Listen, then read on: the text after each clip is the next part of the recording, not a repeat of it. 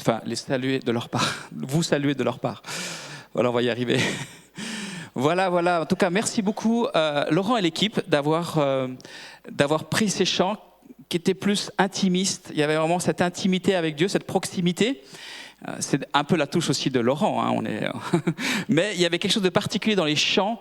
On ne s'est pas consulté, hein, Laurent, hein, on en a parlé juste avant, j'ai vu la liste des chants, et on ne s'est pas consulté, mais voilà, ce que j'aimerais vous apporter ce matin, c'est vraiment ce qui va aussi dans le sens de ces chants, de revenir au cœur de la louange, au cœur de l'essentiel, au cœur de cette proximité avec Dieu, et c'est vraiment le message qui était sur mon cœur, et ça allait un peu dans le sens de ces chants, et de la révélation de qui est Jésus, le fondement. Et j'avais envie de vous partager ça ce matin. Donc merci Laurent de t'être laissé aussi inspiré par ces chants. Et de ce temps aussi, on a passé dans cette présence, cette proximité avec Dieu. Ce matin, j'aimerais parler avec vous d'un texte qui est assez étonnant et particulier, qu'on connaît aussi bien, mais j'aimerais vous entraîner dans un moment marquant dans la vie des disciples, dans leur relation avec Jésus, un moment qui a été fondamental dans leur vie, et c'est cette scène de la transfiguration. Ce moment vraiment avec Jésus. Vous savez que Jésus est présenté dans l'évangile de Marc, c'est ce qu'on va lire tout à l'heure. Jésus est présenté comme le Fils de Dieu, particulièrement comme le Fils de Dieu dans l'évangile de Marc. Et il n'est pas seulement homme, mais il est aussi Fils de Dieu, il est Dieu. Et c'est ce qui va se passer aussi dans ce passage. Il y a quelque chose qui va être révélé de qui est Jésus vis-à-vis de ses disciples. Alors ce matin, j'aimerais vraiment revisiter ce texte qu'on connaît bien, et au travers de 3 actions ensemble qui vont nous aider à méditer ensemble ce texte. Il y a 3 verbes que j'aimerais voir avec vous ce matin. C'est le verbe de monter, le verbe de s'attendre et d'attendre, et le verbe de redescendre. Et ça va nous aider aussi à entrer dans ce que vraiment le Seigneur a déposé sur mon cœur pour vous ce matin. Et ça va nous aider aussi à avancer dans cette scène. Alors je vous invite à lire le début de ce passage avec ce premier verbe monter, qui serait cette première pensée que j'aimerais vous partager ce matin. Donc c'est dans Marc chapitre 9, les 6 jours après, Jésus prit avec lui Pierre, Jacques et Jean, et il les conduisit seuls à l'écart sur une haute montagne. Il fut transfiguré devant eux. Ses vêtements devinrent resplendissants et d'une telle blancheur qu'il n'est pas de blancheur sur terre qui puisse blanchir ainsi. Voilà, la meilleure lessive au monde ne peut rien faire par rapport à ça. C'est encore rien du tout. Élie et Moïse leur apparurent, ils s'entretenaient avec Jésus. On va s'arrêter là sur ce premier passage et qu'est-ce qui se passe dans ce texte. La première chose qui frappe, c'est que Jésus ne prend pas... Il y en a qui rigolent encore sur ma blague, je pense, de la lessive, ou je ne sais pas. Mais... D'accord, ok, très bien. Ok. La première pensée qui vient, c'est que Jésus, qu'est-ce qu'il fait ? Il prend avec lui, pas tous ses disciples, il en prend quelques-uns. Ça arrive que Jésus fasse ça de temps en temps. C'est pas habituel, c'est pas une norme, mais il le fait de temps en temps. On le voit aussi dans le jardin de Gethsémani, il prend quelques disciples. Ici, il prend Pierre, Jacques et Jean. Et c'est pas parce que voilà, c'est les plus âgés, ceux qui ont plus de CV, etc. Peut-être c'est les plus proches, peut-être qu'il y a les plus intimes, peut-être qu'ils se sentent le plus concernés, peut-être qu'il y a quelque chose que Dieu veut faire aussi avec eux. C'est pas parce que Dieu a des chouchous, Dieu aime tout le monde de la même manière, mais il y a quelque chose de particulier qu'il veut imprimer et vivre avec eux à ce moment-là. Et voilà que le texte nous dit qu'il les prend seuls à l'écart sur une montagne. On va s'arrêter sur seuls à l'écart sur une montagne. Il y a 2 mouvements, si on peut dire là, qui se passent. C'est qu'il les prend à part seuls. Il y a l'idée de les sortir de quelque chose, mais sur une montagne. Il y a l'idée aussi de monter. Il y a l'idée aussi de faire quelque chose. de monter sur la montagne. Donc il y a l'idée, premièrement, de s'extraire de quelque chose, de la vie active, à l'écart, de peut-être aussi toutes nos activités, tout ce qu'on fait, du bruit, de la ville, des bonnes choses aussi, d'une famille, des enfants, de la vie et de tout ce qu'ils vous racontent quand vous les revoyez. Voilà, donc cette vie-là. Donc il nous extrait, il y a cette idée de s'extraire de cela, mais ça ne suffit pas en fait. Il y a une intentionnalité où il faut monter sur la montagne. Il y a un effort à faire. Il faut monter, il faut la gravir, cette haute montagne. D'où ce verbe, cette première pensée de monter.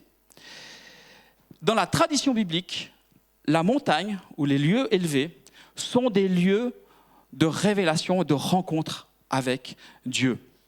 Moïse, par exemple, qui va apparaître aussi dans cette scène, et Élie aussi, par exemple, Moïse, il va monter sur le mont Sinaï, ou le mont Horeb, et il va recevoir, il va voir la gloire de Dieu. Il va y avoir aussi la nuée, comme dans ce texte, où Dieu parle au travers de la nuée, la manifestation de Dieu. On voit que Élie aussi, qui va aller sur une montagne, vaincre les prophètes de Baal, c'est le mont Carmel. Vous savez, il y a ce combat avec les hommes, les adorateurs de Baal, et que voilà, il y a ce combat, et Dieu remporte une victoire. Ça, c'est au chapitre 18 de 1 Roi. Et on voit que par la suite, il est découragé, donc Dieu l'amène sur la montagne. Et là, au chapitre 19, Dieu passe un temps avec lui. Il y a vraiment un temps où il est découragé, et il y a cette révélation de qui est Dieu. Et on voit qu'il y a ce moment avec Dieu, et Dieu va vraiment le renouveler, et va l'envoyer à nouveau. Donc il y a vraiment quelque chose de particulier lors de la révélation, lors de l'encouragement, lors de quelque chose de fort qui se passe dans une rencontre avec Dieu sur la montagne. Si nous voulons aller plus loin dans notre communion avec Dieu, si nous voulons recevoir une nouvelle révélation, un nouvel élan dans nos vies, il nous faut monter sur la montagne. Et recevoir un encouragement, recevoir une direction, recevoir une parole de Dieu. Mais c'est un choix. C'est un choix qui nous incombe. Et quand on dit choix, c'est qu'on peut passer aussi à côté. C'est-à-dire qu'il y a cette idée qu'il faut s'extraire de quelque chose et cette idée qu'il faut entrer dans quelque chose. Et lorsque Jésus prend ses disciples, on peut se dire, mais c'est vrai que pourquoi ils prennent tout ce temps pour aller sur la montagne ? Il y avait peut-être tellement d'autres choses à faire, il y avait tellement d'autres choses d'utiles à faire. Des besoins, il y avait peut-être des gens à nourrir, il aurait pu encore multiplier les pains et nourrir les nécessiteux, il y en avait toujours. Il aurait pu passer du temps à guérir des gens, il aurait passé du temps peut-être à prier, à enseigner même, et les disciples l'auraient aidé. Mais pourquoi prendre ce temps à part et monter sur cette haute montagne et perdre ce temps et là, aller sur cette montagne et attendre ? Est-ce que ce n'est pas du gâchis ? On pourrait penser comme ça. Et moi-même, je pourrais penser comme ça. Des fois, je me dis, mais il y a tellement de choses à faire. Si je ne les fais pas, mais qui va les faire ?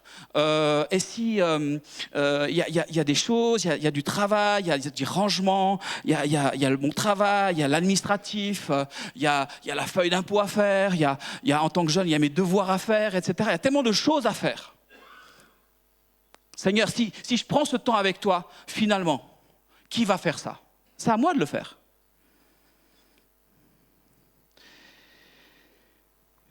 Alors, ce matin, je ne vais pas vous faire culpabiliser, parce qu'on a bien des choses à faire. Et on est dans une société qui nous presse, où tout va vite. Il faut faire tellement de choses. Et je crois que depuis ce début d'année, en 3 mois, je n'ai jamais fait autant de choses. Enfin, je sais pas, j'ai pas 80 ans pour faire un bilan sur ma vie, mais j'ai vraiment été tellement fait de choses. Mais il y a quelque chose, je pense que le Seigneur veut aussi nous rappeler ce matin. Je ne suis pas là pour vous faire culpabiliser, mais je crois que quand on fait ce choix, par moment, de dire ce choix que Dieu nous impose, que Dieu nous demande, on sent que c'est vraiment, et qu'on est dans sa volonté. alors il se passe quelque chose de miraculeux. Quand on s'occupe des choses de Dieu et pour Dieu, alors Dieu s'occupe de nous. Dieu peut par exemple nous renouveler de manière absolument incroyable. Et on en parlait dernièrement, on était au conseil, tu te rappelles, hein, Patrick? On disait justement, Patrick partageait des fois qu'avec son poste à responsabilité, avec tout ce qu'il fait, il commence une journée tôt, il finit tard. Des fois, il n'a pas toujours l'énergie de venir au conseil le soir avec les engagements de l'Église. Et il disait, il nous partageait, mais des fois, j'ai juste pas l'énergie. Mais je dis, bon, je fais ce choix d'y aller. Et il le dit des fois, incroyable, il est renouvelé, il est en forme, et même toute la semaine, il est parti pour toute la semaine, donc il est rechargé. Et on ne peut pas expliquer ça, ce n'est pas quelque chose qu'on peut expliquer. Mais il y a quelque chose de là que Dieu veut nous rappeler. Et dernièrement, il y a aussi un témoignage qui m'a frappé dans cette idée de faire un choix et de donner du temps à Dieu et que le Seigneur s'occupe en retour de notre programme et de nos choses. Et là, j'aimerais donner la parole à une jeune. J'ai cité Patrick avant, qui est un peu plus âgé. Et je me demande à Lisa si tu es d'accord de venir partager ce que tu m'as partagé dans la voiture quand je t'ai ramené après une rencontre de responsable du groupe de jeunes, enfin de co-responsable.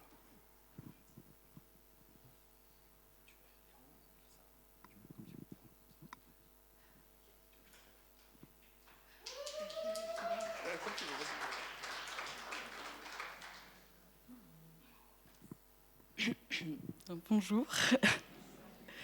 Alors en fait, je vais vous dire un peu le contexte. Moi je suis au gymnase et je travaille beaucoup ces temps-ci. Enfin, là j'ai passé au moins 2 mois à beaucoup travailler.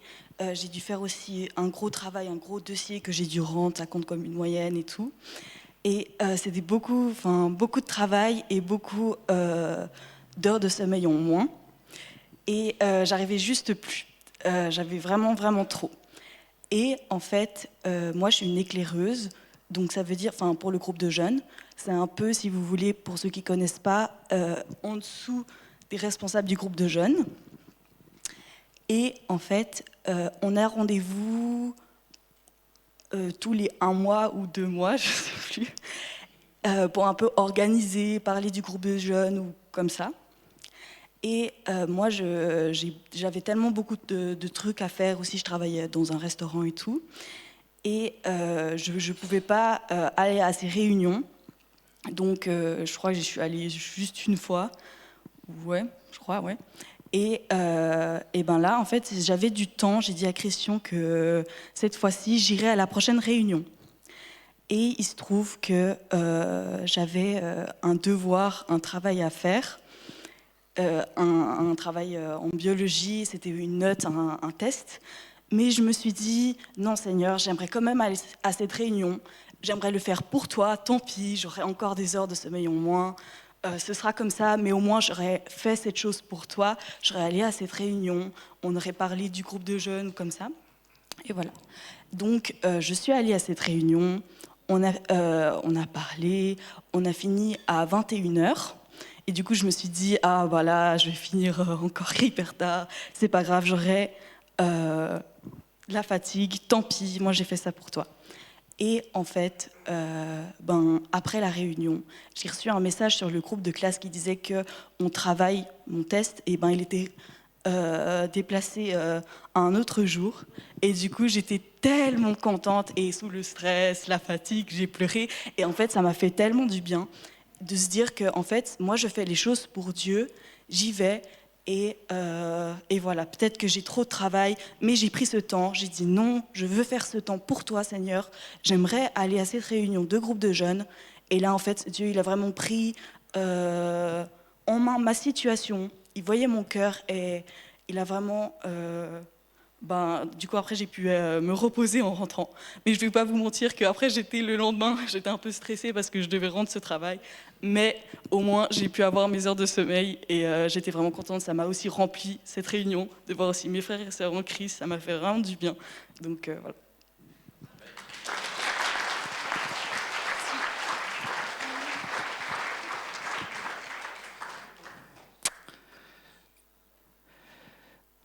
Voilà, c'est tellement important, c'est des petites choses, mais Dieu agit, Dieu est puissant. Il ne change pas. Dans le deuxième verbe que j'aimerais voir avec vous, il y a monter, mais la deuxième action à laquelle je vous invite ce matin, c'est aussi d'attendre. C'est la suite donc de notre texte. Donc le deuxième verbe, c'est attendre. On pense peut-être que ça a été très vite en fait. Ils sont montés sur la montagne vite, ça n'a pas pris beaucoup de temps, et puis d'un coup Jésus est transfiguré.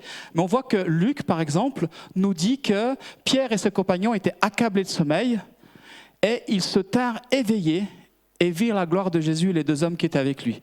Donc ça a mis du temps avant que la transfiguration arrive, que la manifestation de la gloire de Dieu se passe. Donc ça prend du temps, ils ont dû attendre. Et on voit que les choses ne sont pas venues tout de suite. Et il y a eu besoin de persévérer. Et là, je ne vais peut-être pas vous mettre tout de suite le passage, je vais peut-être, comme ça vous ne serez pas déconcentrés. Est-ce qu'on peut juste cacher le texte? Parce qu'on va lire Marc 9, 5 à 8 plus tard. On voit qu'ici, ça a pris du temps. Et il y a besoin de persévérer, d'être dans cette attente de la présence de Dieu. Et quand ça arrive, la gloire de Dieu se manifeste. C'est ce qui s'est passé. Jésus s'est manifesté dans cette gloire et Moïse et Élie leur est apparu. Et le verbe ici, pour dire transfigurer, en grec c'est métamorphéo, ça a donné le mot métamorphose. Donc c'est assez inexplicable ce qui s'est passé. Jésus comme ça qui commence à manifester cette lumière, cette gloire, en fait, cette divinité quelque part. Et Luc va utiliser un mot assez fort, il va dire ses vêtements devinrent aussi brillants qu'un éclair. C'est le chapitre 9 et le verset 29 dans Luc. Donc Luc utilise un mot grec qui fait référence à un flash, quelque chose de waouh. Ça a dû vraiment être quelque chose d'assez extraordinaire à voir. On ne peut pas tellement expliquer, ça doit être difficile à réaliser. En tout cas, on voit que dans la littérature apocalyptique juive et chrétienne de l'Église primitive, les êtres angéliques, les êtres célestes étaient décrits en termes d'éclat et de vêtements blancs. Donc c'est bien la divinité de Jésus ici qui est manifestée. C'est comme si on lève le voile sur la gloire de Dieu. C'est le naturel qui est là, mais le surnaturel qui surgit dans le naturel. Vous voyez un petit peu, c'est une situation on est un peu entre deux mondes. C'est un petit peu comme une jonction entre le ciel et la terre, entre la divinité de Jésus et l'humanité de Jésus. C'est comme si vous imaginiez, c'est comme par exemple l'échelle de Jacob. Vous vous rappelez, les anges qui montaient et qui descendaient sur terre. On est dans le naturel et le surnaturel. Donc c'est une scène absolument incroyable qui est en train de se passer ici. Et on voit que Moïse donc apparaît et Élie apparaissent. Moïse et Élie, qui représente ici la loi et les prophètes, et qui discutent avec Jésus. Il y a cette discussion, il est dit que dans Luc, il discute au sujet de la mort et de la résurrection de Jésus, de son départ de Jérusalem, de ce qu'il allait faire, du but de sa mission. Ils sont là pour l'encourager. C'est absolument extraordinaire de voir une scène comme ça. Et on voit qu'il est même parlé de l'exode, c'est le mot exode. Quand il parle du départ de Jésus, quand il parle du départ, c'est le mot exode. Parce que Jésus, qu'est-ce qu'il vient faire? Jésus, c'est le nouveau Moïse. Jésus, Moïse, c'est celui qui a libéré le peuple d'Israël, qui l'a fait sortir d'Égypte, qui l'a fait sortir de l'esclavage du Pharaon. Et là, on voit que c'est le nouveau Moïse, c'est Jésus-Christ. C'est Jésus-Christ qui, lui, est venu sur terre pour nous faire sortir de l'esclavage dans lequel on est, du Pharaon de ce monde, qui, lui, veut justement nous rendre esclaves par le travail, par les activités, par les pensées, par tellement de choses. Il veut nous empêcher et veut nous maintenir sous sa coupe. Et voilà que Jésus est ce nouveau Moïse qui vient nous libérer. Amen. C'est extraordinaire. Et c'est ça que les disciples sont en train de vivre avec Jésus et avec les autres disciples. Et on va lire donc juste le texte, Marc 9, 5 à 8. Et qu'est-ce qui se passe? Pierre, à ce moment, il prend la parole et il dit à Jésus, « Rabbi, il est bon que nous soyons ici. Dressons 3 tentes, une pour toi, une pour Moïse et une pour Élie. » Et il ne savait que dire. Il ne sait pas trop quoi dire, quoi. Car l'effroi les avait saisis.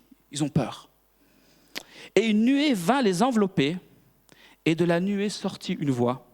Celui-ci est mon fils bien-aimé, écoutez-le. Aussitôt les disciples regardèrent alentour, mais ils ne virent plus personne que Jésus seul avec eux. Alors cette manifestation-là, cet éclair, cette manifestation de la gloire de Dieu, ça les effraie en fait. Ils ont peur. C'est waouh, qu'est-ce qui se passe? C'est incroyable, c'est d'une force. Et ils paniquent. Et qu'est-ce qu'on fait quand on panique? On s'agite. On fait des choses. Parce qu'on est en panique. On n'est pas posé. Et qu'est-ce que Pierre y fait? Notre Pierre, l'impulsif, le Pierre qui y va. Il faut faire quelque chose. Alors il se dit, on va planter 3 tentes. Il faut, voilà. Et là, il est dit qu'au lieu de rester calme, de rester dans cette présence de Dieu, de s'attendre à Dieu, de s'attendre qu'est-ce qui va se passer, il commence à faire des choses. Et Luc précise et dit de Pierre qu'il ne savait ce qu'il disait. Ça, c'est dans Luc, parce qu'on est obligé de lire les trois passages. Il ne savait ce qu'il disait. Ça, c'est dans 9,33. Au lieu de rester dans l'attente, dans l'écoute, Pierre s'agite. Au lieu d'attendre au pied du Seigneur comme Marie, quelque part, il va s'agiter comme Marthe. Au lieu de rester immobile, il veut bouger. Parce que ce qui se passe à ce moment-là, ce n'est pas terminé en fait. Il y a une manifestation, mais il va se passer encore quelque chose. Mais au lieu d'attendre de voir ce que Dieu va faire, lui, il veut poser une tente. Il veut poser des tentes. Mais il doit encore vivre quelque chose avant de s'arrêter et de faire quelque chose. Et on voit que ce n'est pas ça qu'il doit faire. On verra par la suite qu'est-ce qu'ils devront faire. Et on voit qu'il faut que la nuée descende. Il y a encore la nuée qui doit encore se manifester.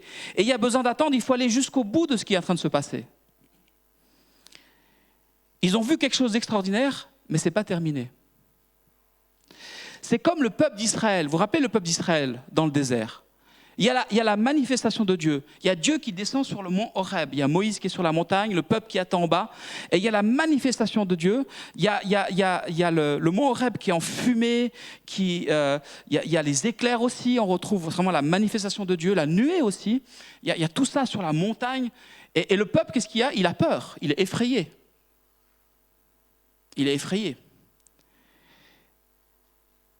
Mais ça ne suffit pas. Il faut que Dieu communique quelque chose. Et le peuple doit attendre. Et malheureusement, ils n'attendent pas. Ils font ce qu'il ne faut pas faire. Ils font un veau d'or, etc. Ils se laissent partir dans autre chose. Et il faut que le peuple attende que Moïse redescende avec les 10 paroles. Les 10 paroles de Dieu. Et c'est ce qui va se passer ici avec Pierre. La nuée va se répandre, englober Jésus et englober aussi les disciples. Et c'est à ce moment-là qu'une voix sort de la nuée et dit « Celui-ci est mon fils bien-aimé, écoutez-le. » Waouh, ça valait la peine d'attendre. Dieu a parlé de manière audible. Dieu a dit quelque chose. Le miraculeux ne suffit pas dans nos vies. Il faut aussi entendre la voix de Dieu. Qu'est-ce qu'il veut dire ? Dieu veut nous parler. Dieu veut se révéler. Dieu veut dire quelque chose. Et c'est concret, c'est conscient. On peut le comprendre. Et cette parole que Dieu donne, en fait, c'est une réponse à une question qui a été posée par Jésus à ses disciples. Et si le texte de la transfiguration dit 6 jours après, c'est pour faire référence à cela. Et si vous regardez le contexte de ce qui est dit avant, en fait, c'était quoi la question que Jésus a posée à ses disciples? Il leur a dit, de ce qu'on dit de moi autour de vous, qui dit-on que je suis? Qu'est-ce qu'on dit sur moi? Qu'est-ce que vous avez entendu? Alors les disciples répondent, il y en a qui disent, ah, tu es Jean-Baptiste. D'autres qui disent, tu es Jérémie, ou tu es l'un des prophètes. Et la réponse, elle vient ici. Il faut passer par la révélation, par ce chemin d'intimité, pour entendre la voix de Dieu et pour avoir la réponse. C'est tellement important de savoir attendre. Tellement important, de se tenir devant Dieu jusqu'à ce que Dieu ait une parole pour moi. Et je pense que c'est vraiment aussi une pensée de Dieu pour notre Église, aussi dans la saison dans laquelle on est. Alors déjà personnellement, bien sûr qu'on peut le vivre personnellement, mais aussi en tant qu'Église. C'est tellement important d'être dans cette attitude aussi d'attente. Parce que on sent qu'en tant qu'Église, actuellement, on vit ces temps de prière, on vit vraiment quelque chose, on sent qu'il se passe quelque chose dans notre Église. On sent que Dieu est en train de se manifester. On voit vraiment, depuis qu'on prend ces temps de prière aussi en tant qu'Église, qu'on cherche Dieu ensemble, qu'on met du temps à part pour chercher Dieu, on voit qu'il se passe quelque chose. On voit un frémissement, on voit vraiment des choses qui se manifestent. Et je le vois dans les entretiens, dans les discussions avec chacun d'entre vous. Je vois ce que Dieu est en train de faire. Mais c'est un moment stratégique et il ne faut pas s'agiter. Il ne faut pas s'agiter. On va avoir une assemblée générale dimanche prochain, on va parler aussi de l'avenir. Et on pourrait s'agiter en disant, mais il faudrait qu'on fasse ça, il faudrait vite qu'on engage telle personne pour tel but, qu'on commence à aller dans tous les sens, qu'on fasse tel projet. Qu'on plante la tente du projet un tel, du projet un truc. Il faut qu'on fasse quelque chose. Et je pense qu'il faut ne pas nous agiter. Qu'il faut rester dans cette présence de Dieu et attendre que Dieu nous parle. Et avoir une direction de Dieu. Et je peux vous assurer que c'est vraiment le cœur du conseil aussi. Et le cœur, c'est vraiment notre cœur. On cherche Dieu. Et on veut se mettre à son écoute. Parce que ce qui va faire la différence, c'est la parole de Dieu dans notre vie. C'est la direction de Dieu. C'est ça qui va faire la différence. C'est ça qui a fait la différence dans la vie de Pierre. Ce qui va faire la différence dans notre vie, c'est la révélation de Dieu, c'est la direction de Dieu, c'est la parole de Dieu. On voit que Pierre, dans la deuxième épître de Pierre, il fait référence à cette expérience qu'il a vécue. Ça l'a marqué.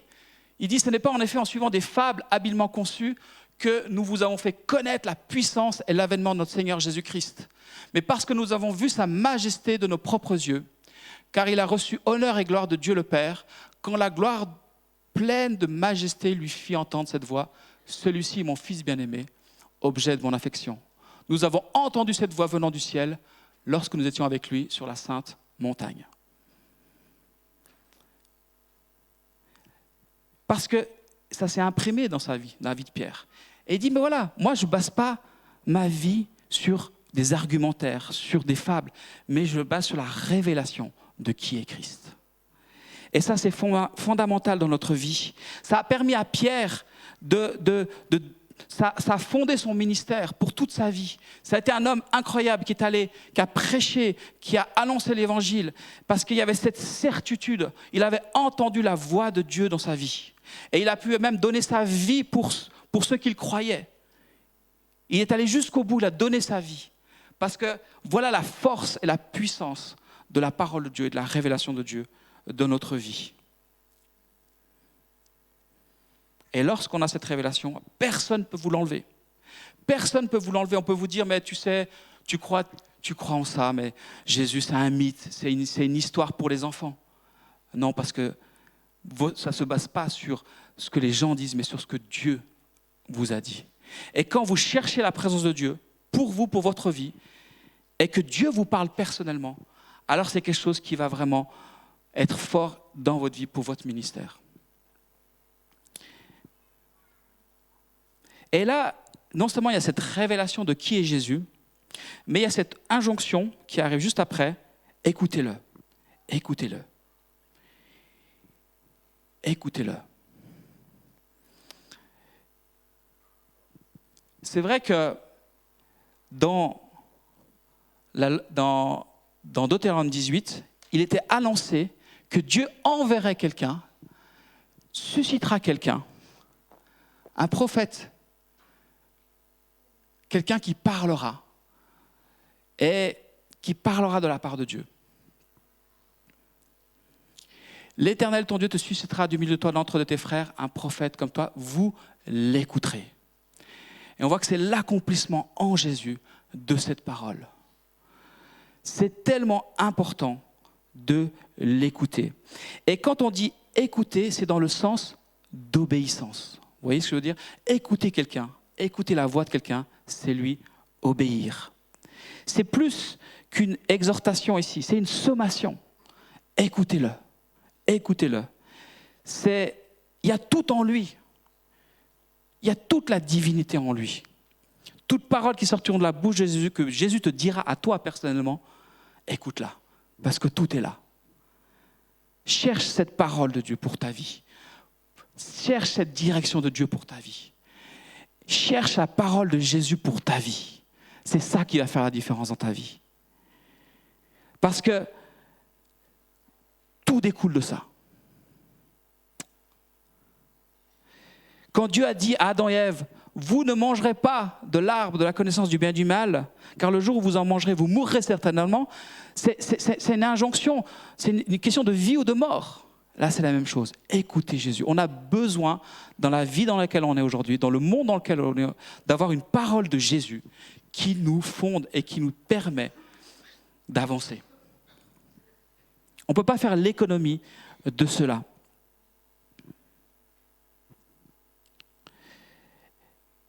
Après avoir monté et avoir entendu et avoir reçu, qu'est-ce qu'il reste à faire? Il faut redescendre. Et c'est ce qui est dit dans le texte. On voit que les disciples, ils sont en train de redescendre de la montagne et Jésus leur demande de ne pas partager ce qu'ils ont vécu. Stop. Vous gardez ça pour vous. Et il discute avec eux et puis ils sont en train de parler de la résurrection des morts. Les disciples lui posent des questions sur Élie, etc. Parce qu'il vient d'Élie, forcément. Enfin, il y a plein de questions qui sont... Et on se rend compte que les disciples n'ont toujours pas tout compris, en fait, ce qu'ils ont vécu. Il y a toute une partie des prophéties qu'ils n'ont pas encore compris. Le Jésus souffrant, ils n'ont pas encore tout compris. Ils ont cette révélation de qui est Jésus, mais tout n'est pas clair encore. Cette révélation qu'ils ont reçue, elle doit encore mûrir dans leur vie. Et de la même manière, il faut d'abord recevoir cette révélation dans nos vies et la laisser mûrir. Et par la suite, ça va agir, ça va prendre forme. Ne parlons pas toujours tout de suite à tout le monde de nos révélations que nous avons dans l'intimité, la proximité avec Dieu. Il faut du temps. Il faut que je fasse mes expériences. Il faut que la révélation descende dans ma vie. Il faut que cette révélation porte du fruit dans ma vie. Et quand ce sera porteur, alors à ce moment-là, je pourrai aller le prêcher. La révélation, c'est de qui est Jésus, ou même des révélations que Dieu vous donne personnellement dans votre vie. C'est comme la conception d'un enfant. C'est discret au début, ça ne se voit pas, c'est dans le secret. Puis une fois que le bébé est là, et dehors, c'est encore fragile. Et il faut le protéger. Donc il faut savoir quand partager les révélations que nous avons. Et si on le dit trop tôt, c'est comme si on dilapide, c'est comme si on gaspille. Et cela ne produit pas le fruit qu'il devrait produire. Alors ce n'est pas évident de vivre ces moments d'intimité, de révélation avec Dieu et de redescendre dans la vie de tous les jours. Il y a un décalage. Il y a un décalage entre les grandes choses que Dieu nous a révélées, qu'on aurait partagées tout de suite, et le Seigneur nous dit non, tu gardes ça pour toi. Pas tout de suite. Donc la redescente, c'est pas toujours facile. C'est pas toujours facile.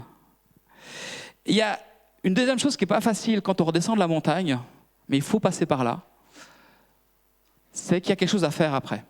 Et ça, c'est pas été évident pour les disciples. J'imagine que Jésus, là, il a dit stop, c'est fini, maintenant on redescend. Quoi ? Mais ils auraient voulu rester sans doute, ils étaient bien dans cette présence de Dieu. Et quand on est bien dans cette présence de Dieu, ils disaient mais... Et Jésus dit non, il faut redescendre. Là, il y en a qui souffrent en bas et je dois aller faire quelque chose. Il faut qu'on puisse aller libérer ces personnes. Il faut qu'on puisse aller annoncer la libération, l'évangile. Et il leur dit, allez, on y va, on redescend. Et des fois, on aimerait bien rester sur la montagne. Et on voit que quand il redescend, la première chose que Jésus fait, c'est qu'il libère ce jeune homme. C'est le début du texte, vous pourrez lire plus tard à la maison. On voit qu'il descend, il y a la foule qui arrive, donc les besoins sont là, et on amène un jeune homme qui est possédé et que Jésus libère. Donc tous ces dons, toutes ces révélations, ce n'est pas juste pour nous, pour notre confort. mais c'est pour faire les œuvres de Dieu. Pour faire l'œuvre de Dieu. Des fois, on veut rester dans cette présence de Dieu parce que ça nous fait du bien, parce qu'on est bien, parce qu'on aime bien qu'on prenne soin de nous, parce que c'est pas toujours facile la vie qu'on mène. Mais Dieu nous invite aussi à redescendre de la montagne pour libérer et pour prêcher l'Évangile. Et c'est fondamental de comprendre cela, de comprendre tout cela. On ne peut pas faire les œuvres de Dieu, l'œuvre de Dieu, vivre le mandat missionnaire de Dieu pour l'Église si on n'est pas passé par ces étapes. Si on n'a pas pris du temps avec Dieu pour monter sur la montagne. Si on ne s'est pas extrait de notre vie. Si on n'a pas pris ce temps d'attendre et de recevoir ce que Dieu veut nous dire.